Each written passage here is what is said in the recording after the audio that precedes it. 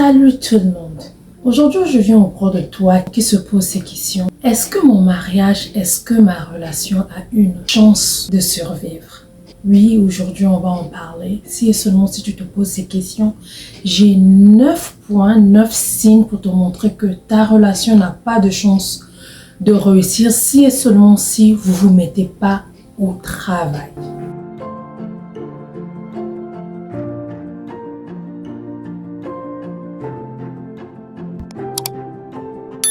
Salut la famille, bonjour et bienvenue à tout le monde. J'espère que vous allez bien. Moi, ça va bien par la grâce de Dieu.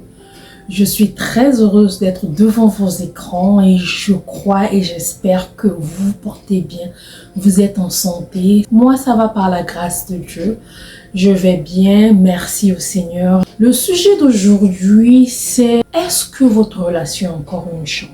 J'ai 9 points dont je veux citer aujourd'hui pour vous dire que votre relation n'a pas vraiment de chance de réussir, chance d'aller plus loin. Mais si seulement si vous voulez que votre relation puisse continuer, votre relation puisse réussir, parmi les points que je vais citer, si seulement si vous vous retrouvez dedans, je vais vous demander de prendre ces points, d'en parler, chercher à fixer ces points, sinon que votre relation va aller à la ruine, votre relation va être détruite. Bienvenue à toi, si seulement si c'est ta première fois, tu es le bienvenu, tu es la bienvenue. Mon nom est Bélia. Dans cette chaîne, je partage mon expérience personnelle en tant que maman, en tant que femme mariée, en tant que grande sœur, en tant que businesswoman. Si seulement si cela vous intéresse, je vais vous demander de prendre place dans cette famille par s'abonner et tout en quand vous regardez les vidéos, apprenez à partager, à aimer et à commenter. À tous mes abonnés, je vous fais des gros câlins, je vous embrasse, je vous aime. Que le Seigneur Jésus vous garde et vous bénisse abondamment. Merci à toi qui partage, merci à toi qui aime, merci à toi qui me laisse des messages. Vous êtes tellement nombreux de me laisser des commentaires. Je vois parfois une personne qui peut laisser des commentaires, ou moi même 5 dans une vidéo. Ça me fait plaisir. Ça va vidéo après vidéo, ça laisse des commentaires. Cela fait vraiment plaisir. Merci à toi qui pense à me laisser des commentaires, à partager ces vidéos et à les aimer. Merci aussi à toi qui t'abonne. Le premier point est l'incompatibilité sexuelle. Pour ceux qui ne sont pas encore mariés, vous êtes en train de date. Vraiment, le mot date là, j'attends toujours que vous puissiez m'écrire ça sous les commentaires. Vous êtes en train de vous connaître, vous êtes comme pas fiançailles, mais pour nous, souvent les francophones, même si le monsieur t'a pas encore fiancé, la majorité dit c'est mon fiancé, c'est mon petit ami et tout et tout. Bon, quand vous êtes encore à cette étape là de petit ami et de fiancé, quand vous êtes en train de chercher à vous connaître avant de rentrer dans le mariage, si seulement si vous êtes incompatible de côté sexuel, cela montre que votre relation ne va pas aller loin. Vous allez me dire, mais on est encore fiancé, on n'a pas encore fait des relations sexuelles, comment on va savoir que nous sommes incompatibles? Pour savoir que tu es incompatible avec une personne sexuellement, il ne faut pas seulement faire une relation sexuelle pour savoir que vous êtes incompatible. Qu'est-ce que je veux te dire par là? Comme je dis toujours au début de la relation, posez-vous des questions, parlez de tout et de rien, soyez transparent, soyez comme devant un miroir. Pose-lui les questions, pose-la les questions. Est-ce que toi, tu es capable de faire ce que lui, il veut? Dans quel sens? L'autre peut te dire que moi, j'aimerais que ça puisse être 2 fois par semaine ou 2 fois par jour. Est-ce que toi, ça te va? Moi, il faut que la femme peut te dire, moi, je veux que ça soit matin, midi, soir. Est-ce que ça te va? Et l'autre peut te dire que non, moi, j'aimerais faire le truc par l'arrière. Moi, j'aime ça. Ou moi, j'aime que je puisse mélanger plusieurs personnes. Moi, j'aime utiliser les outils sexuels. Moi, j'aime ceci, cela. Est-ce que tout ce que cette personne est en train de te dire, cela te va ou cela ne te va pas? Donc, tu n'es pas obligé d'aller avec la personne sexuellement pour savoir si seulement si cela va avec toi, ou vous êtes compatible ou vous n'êtes pas compatible. Le deuxième point sur la liste, tu n'es pas capable de parler de tout et de rien avec cette personne-là. Tu n'es pas capable de converser avec cette personne, ouvrir ton cœur, renverser ton cœur là. Parce que quoi, cette personne-là va se moquer de toi, ou par rapport à ton passé, la personne va se moquer de toi, ou tu as honte, ou bien il va faire certaines choses. Tu n'es pas capable de lui parler ouvertement, ou la parler ouvertement en ouvrant ton cœur. Ça, c'est un signe d'incompatibilité parce qu'une personne que tu vis avec elle et que tu veux faire ta vie avec elle, tu dois être capable à dire tout et rien à cette personne-là. Tu dois te sentir à l'aise avec la personne-là quand vous vous communiquez. Mais si c'est le contraire, ça, ce n'est pas une bonne chose. Ça montre l'incompatibilité et tu ne peux pas continuer dans une relation comme ça, aller rentrer dans le mariage comme ça, tant que tu n'es pas capable de t'exprimer comme tu veux dans ce mariage. Cela va seulement t'emmener beaucoup de problèmes. Si et seulement si vous trouvez ces problèmes que je suis en train de dire là, comme je le dis toujours, parlez-en, faites sortir ces problèmes-là sur la table, cherchez à régler avant d'aller plus loin. Si vous cherchez à régler que ça ne marche pas, là, il n'y a pas de chance. Mais si et seulement si vous pouvez régler ces choses-là, cela peut permettre que vous puissiez avancer dans votre relation. Le troisième point sur la liste, si et seulement si votre relation est seulement superficielle. Superficielle dans le sens où tu es avec la personne parce qu'il est seulement beau, parce qu'il a l'argent, parce qu'elle est belle et vous n'êtes pas vraiment connecté émotionnellement, vous n'êtes pas dans les profondeurs. Dans le sens où tu peux être avec cet homme-là parce qu'il est bon au lit. Mais il faut savoir que quand vous êtes dehors, ce monsieur-là fait de son mieux d'être plus performant, d'être performant tous les jours. Et quand il vient te voir, il se dit qu'il vient te voir, vous allez faire ça, ça, ça. Il va te montrer qu'il est fort, il va te montrer qu'il est capable, il va faire de l'impossible, il va te secouer comme pas possible. Quand tu rentres à la maison, je dis ouh! Mais une fois que tu vas rentrer dans le mariage, tu dors avec lui, 24 heures sur 24, vous êtes là, il va get tired. Il ne pourra plus être performant comme dehors. Il ne pourra plus faire les choses comme dehors. Parce que dehors, c'était peut-être programmé. Dehors, c'était par exemple déjà arrangé. Mais à la maison et tout, tu dors avec lui à 4 heures, tu veux le déranger. À 10 heures, tu veux le déranger. Ou bien à 23 heures, quand il rentre, tu le déranges maintenant plusieurs fois. Il va te dire que non, je ne suis pas capable. Ou il ne pourra plus faire ça comme il faisait avant. Peut-être les premiers jours, il pourra faire, mais t'inquiète, hein, ton habitude va sortir. Ta vraie vie va sortir. Et quand sa vraie vie va sortir, qu'il ne sera pas capable de te satisfaire de ce côté-là et que toi, tu es rentré dans cette relation-là par rapport à ce point-là, il y a une grande chance que votre relation ne va pas réussir parce que votre relation était seulement superficielle. Vous avez seulement suivi la beauté, l'argent et tout, mais les comportements, les caractères, les bases, la même vision des choses, c'était pas la même chose. Il y a une grande chose que votre relation va aller sur crash. Quatrième point sur la liste, c'est quand tu trouves qu'il n'y a qu'une seule personne qui fait des efforts. Comme je le dis toujours, j'ai plusieurs vidéos dans ma chaîne. Je suis sûre que je suis presque à 200, 150 ou presque 200 vidéos. Allez-y consommer mes vidéos. Vous allez comprendre que je reviens sur les points qui sont importants. Si et seulement si je reviens là-dessus, je suis mariée, je suis une grande sœur, je suis mère. Et je fais des conférences, je parle à d'autres personnes, je vois que ces points-là font que revenir. C'est pour ça que j'insiste sur ce point. Donc, si tu trouves que c'est seulement une personne qui fait des efforts dans cette relation-là, ou c'est seulement toi qui fais des efforts, seulement toi qui initie tout, tu inities tout, être avec la personne en relation sexuelle et tout. C'est toi seulement qui initie, c'est toi seulement qui fais tout. Je veux te dire qu'après un moment, ton bras ou toi, tu vas te fatiguer. Et une fois que tu vas laisser que l'autre ne fait rien, cette relation-là va pas marcher. Il faut que les tâches puissent être partagées et que vous sentez au moins que ça vient de gauche à droite.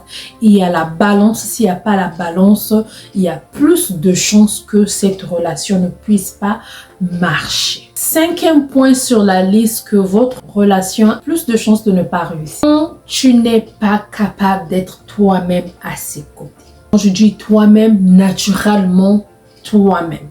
Tu es une personne qui aime faire le sport, tu es une personne qui aime aller travailler, sortir, aller travailler. Tu es une personne qui aime lire, tu es une personne qui aime aider les gens, tu es une personne qui aime la gaieté, sourire, tout et tout, jouer, faire un peu des trucs pour rire et tout, comédie et tout. Mais depuis que tu es avec cette personne-là, quand tu veux faire ce que tu aimes faire, la personne te stoppe. Quand tu veux aller travailler, te dit non, moi j'aime pas les femmes qui travaillent ou patati patata, je dois rester à la maison, je dois tout faire pour toi, tout. Et cela te break down. Cela fait que tu ne puisses pas être heureuse, que tu ne puisses pas être happy. Ça, ce n'est pas une bonne chose. Tu aimes aider les gens, mais depuis que tu as cette personne-là où ton partenaire ou ta partenaire, quand tu veux aider une personne, quand tu veux aller aider les gens, tu aimes être dans les social work. Social work, c'est le travail là où les gens, tu vas aider les gens et tout.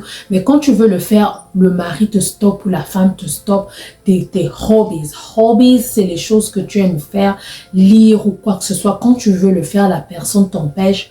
Tu n'es pas capable d'être toi-même. Ça veut dire que tu es malheureux ou malheureuse. Une fois que tu es malheureux ou malheureuse dans une relation, cela prouve que vous êtes incompatibles. Et quand vous êtes incompatibles, vous allez aller nulle part tant que vous n'arrangez pas ces situations-là. Donc, est-ce que tu es heureux à ses côtés? Est-ce que tu es toi-même? Parce que beaucoup, on est rentré dans des relations et les relations fait que ça puisse nous changer. Tu étais une personne qui était souvent égayée ou tu étais une personne qui était souvent active et tout. Tu faisais des trucs et tout. Mais dès que tu rentres dans la relation, tu te sens diminué. Tu te sens comme une lampe qu'on a éteinte. Tu te sens down et tout. Tu n'es plus heureuse. Tu n'es plus une personne qui a mené cette flamme-là, a activé cette flamme-là. Tu n'es plus cela. Il y a quelque chose qui ne va pas. Chercher à arranger ça, c'est seulement si cela ne s'arrange pas, je suis sûre que demain après-demain, tu vas crier, tu voudras te rendre heureuse et tu vas sortir, tu vas claquer la porte, tu vas sortir de cette relation-là. Donc, avant que cela n'arrive, si seulement si vous voulez arranger vos histoires, vous voulez de cette relation-là, asseyez-vous, parlez, arrangez et cela pourra marcher. L'autre point qui montre que vous êtes incompatible. Quand dans une relation, il n'y a pas balance d'énergie. Une femme a son énergie féminin, je crois féminin. Et l'homme a son énergie un peu masculine, féminin ou féminin. I don't know, you guys speak French, let me know. However, vous comprenez ce que je veux dire. Donc, une fois que dans la maison, tu as eu une femme qui agit comme un homme, elle agit comme un homme, elle prend les décisions, elle tape sur la table, elle fait ceci, elle n'a... Le monsieur se sent maintenant un peu imbalance. Il se sent plus dans sa peau, il se sent plus à sa place. Il se demande qui est l'homme, qui est la femme, qu'est-ce que je dois dire, qu'est-ce que je dois pas dire. Je veux pas dire ceci, sinon je vais créer des histoires. Je veux pas ceci. Et l'homme se sent un peu imbalance. Il se sent plus à sa place. L'homme veut ce côté féminin. L'homme, quand il épouse une femme, c'est pour retrouver ce côté féminin. Je ne sais pas s'il y a une minorité qui cherche le côté masculin, mais à ce que je sache, la majorité, l'homme recherche ce côté féminin chez une femme. Mais quand la femme ne porte pas cette énergie, ce côté féminin, c'est maintenant ce côté encore masculin. Il y a maintenant comme deux hommes dans la maison. Cette relation-là va direct sur le mur. Donc, maman, je sais qu'il y a des femmes comme ça. Même dans ma famille, il y a des femmes qui ont des énergies masculines, qui tapent sur la table, qui font ceci, elles font cela. Mais maman, comme on dit en lingala, lembe seke, quelque chose comme ça. Lembe seke, sois douce. Petit un peu, descends un peu sur terre. Pose tes pieds sur le sol. Il y a certaines choses, laisse papa faire. Je sais que deux fois quand on donne le rôle à papa de faire certaines choses, je suis mariée, je sais de quoi je parle. Souvent, c'est pas fait de la même manière que nous voulons le faire ou c'est pas fait à la même heure que nous voulons que ça puisse être fait. Mais Maman, de fois, on doit chercher à fermer les yeux et laisser un peu nos épaules down. Et après, s'il faut en parler, dis à ton mari, j'aimerais quand on fait ceci, que tu puisses faire ça à cette heure-ci. J'aimerais que tu puisses faire cela. J'aurais aimé que tu puisses faire ceci. J'aurais aimé que tu puisses faire cela.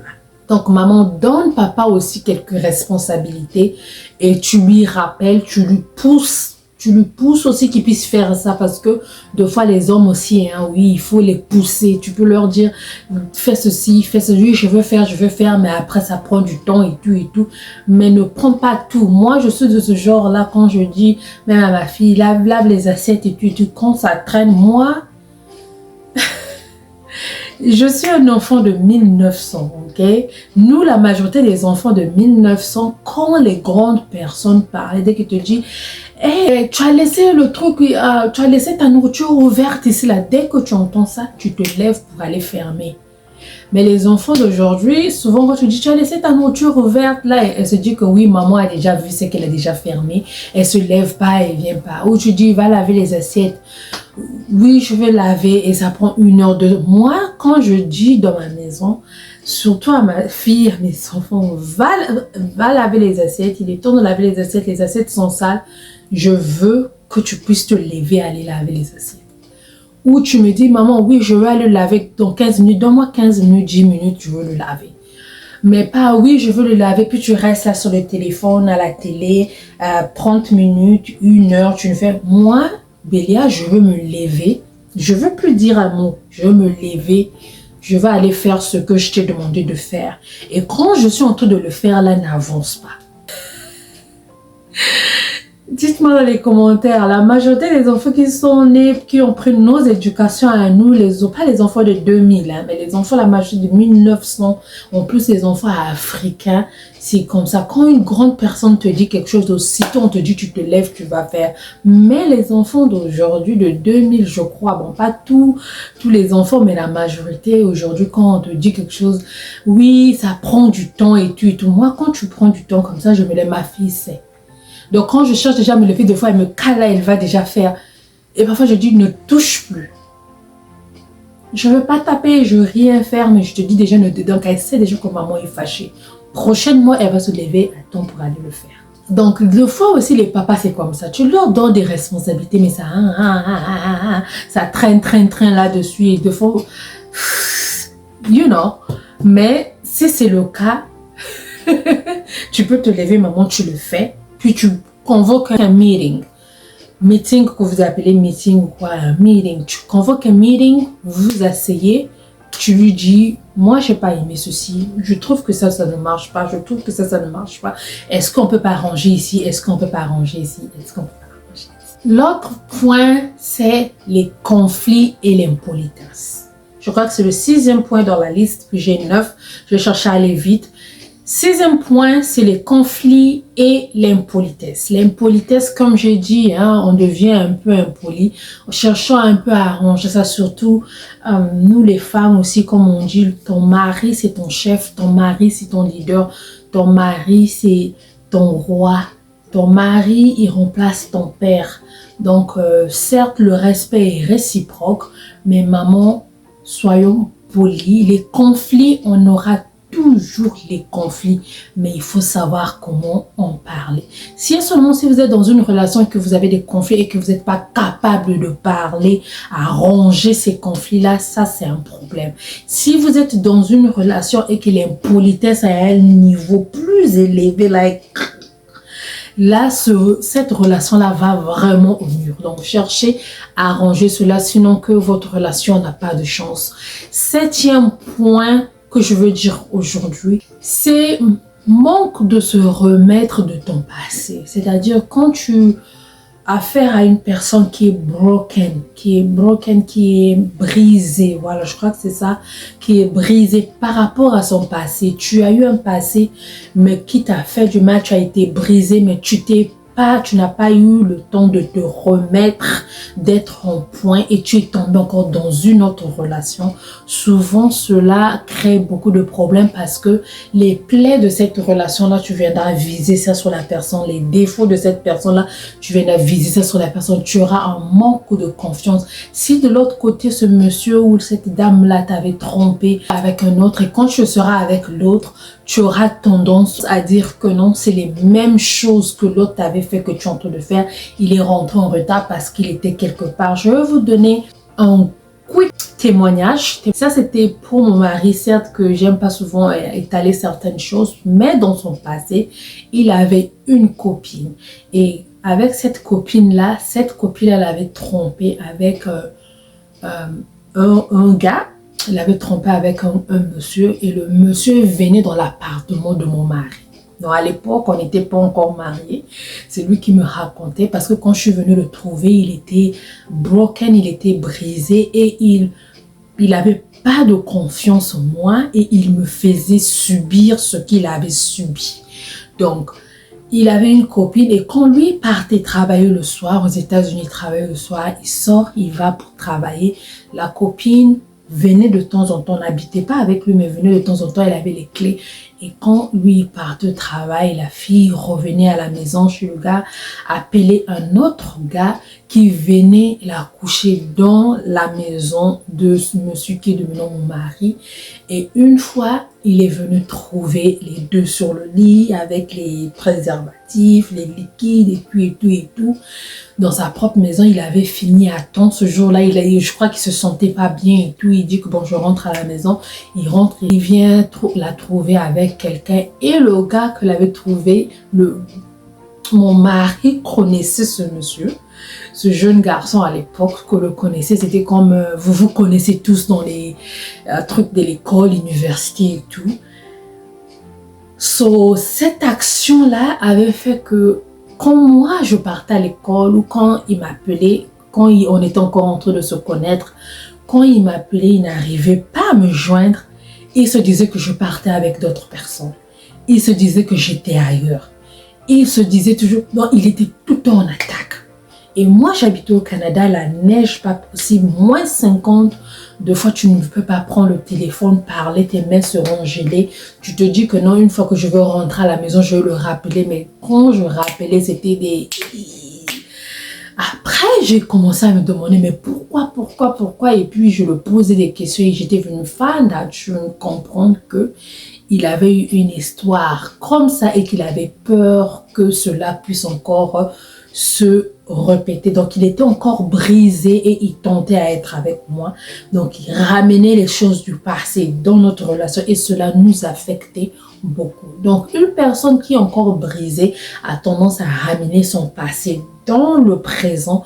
Ça, c'est vraiment quelque chose. Si seulement si vous ne traitez pas ça, vous n'aurez pas vraiment de grandes chances d'aller plus loin. L'autre point que je voulais dire aujourd'hui, c'est manque de connexion. Tu es avec une personne, mais vous n'êtes pas connecté. Tu peux être avec une personne, tu la désires, tu veux d'elle, tu veux ceci, mais tu sens qu'il n'y a pas de connexion. La connexion, être connecté est très importante.